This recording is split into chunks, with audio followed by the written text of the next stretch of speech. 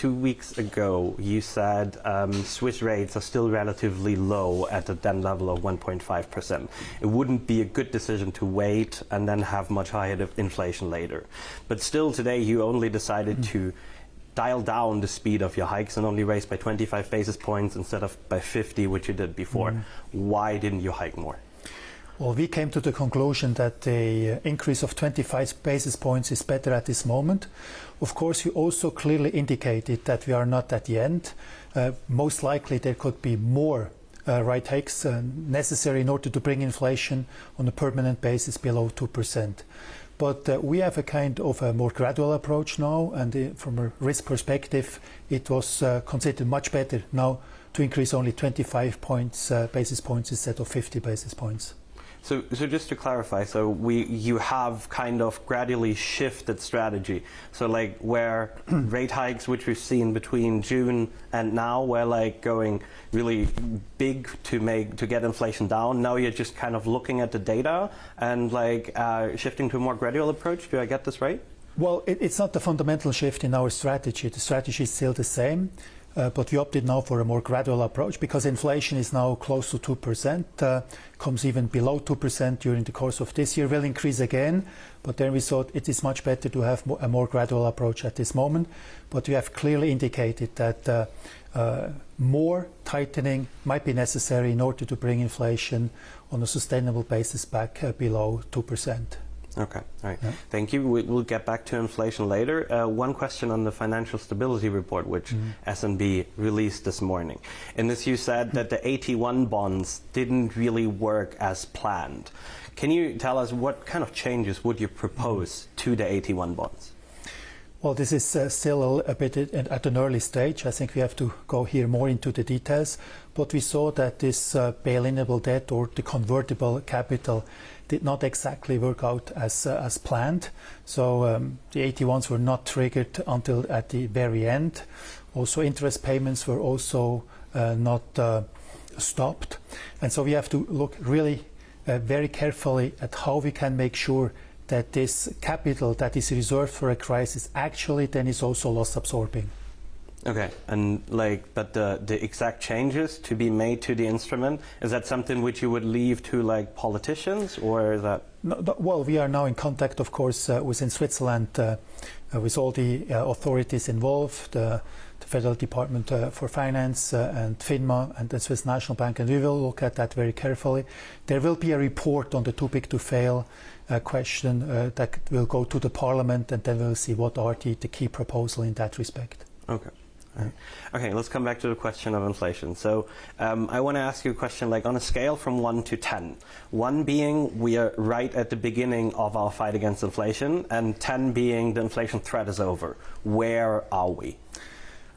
Well, we usually do not use this kind of scale, but to give you an answer, maybe 5. I think we already tightened monetary policy quite a bit since last June with respect to interest rates. We started already earlier with letting the Swiss franc appreciate on a nominal basis. So all in all, we could tighten monetary policy so that the inflation threat today is much smaller than it used to be. But nevertheless, inflation is still too high, and it's also stickier than we thought. We have the second round effects. We have now also the issue of rents, electricity, energy in general. So I think we are not at the end of combating inflation. Okay.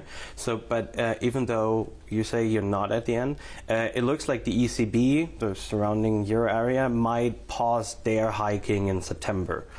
Is it thinkable that the SNB will continue hiking when the ECB pauses? Well, we have an independent monetary policy. Of course, we are impacted by the overall world economy, also by international financial markets, but we really focus on inflation in Switzerland. So when it's necessary to further tighten monetary policy here, we will not hesitate to do that.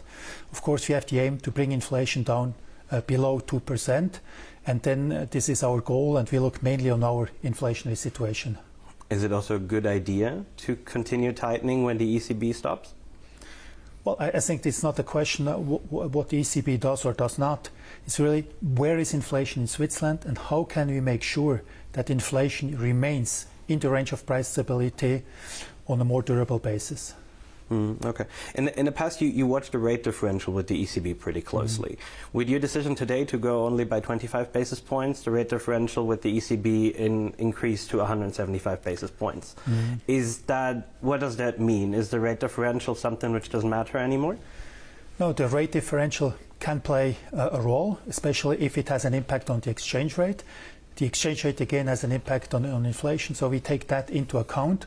But we take an overall perspective, and then we see what is the right monetary policy decision for a certain moment. So the Swiss franc appreciated in nominal terms quite a bit over the last, I would say, 1 to 2 years. That helped us a lot, and we also tightened monetary policy through the interest rates.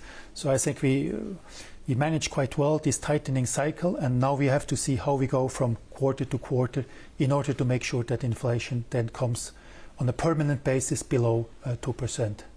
Okay, let's stick with the inflation rate for a little bit, because after your decision, because markets had expected a more hawkish step, after your decision, the franc actually lost ground to the euro. So that wasn't really something you intended, right? That the franc is actually weakening. No, but the market expectations were something between 25 basis points and 50 basis points. So that was expected that to some extent there could be a weakening of the Swiss franc, but we have to not to really look at the day-to-day fluctuations, but rather over the medium term. And we also clearly announced that we will continue to be active on the foreign exchange market. That means at the moment mainly selling foreign exchange. And at the moment, do you think the franc is overvalued or undervalued?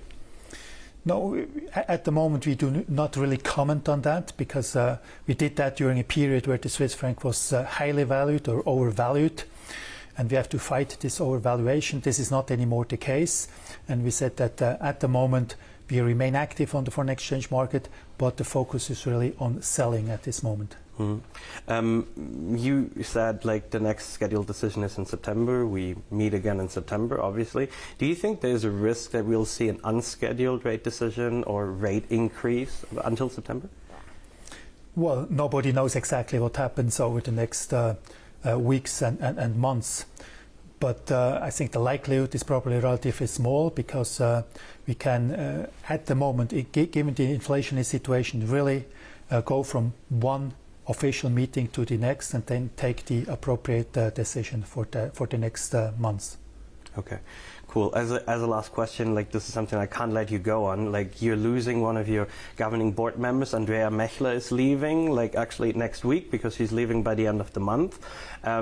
Is that the Swiss government hasn't really named a successor yet? It's their turn. But is that something which worries you at all? That the seat is going to remain open for now? Well, we very much regret that Andrea is now leaving us, but she will go to the Bank for International Settlement in Basel, not too far away from Zurich, and we will continue to work very closely with her together. No, I think the Bank Council of the Swiss National Bank will make a proposal to the Swiss government, and then the government will decide. We have also make all the steps necessary were taken, that even if the new member is not decided yet, that the bank continues to function as it should, and it will also be run in that way.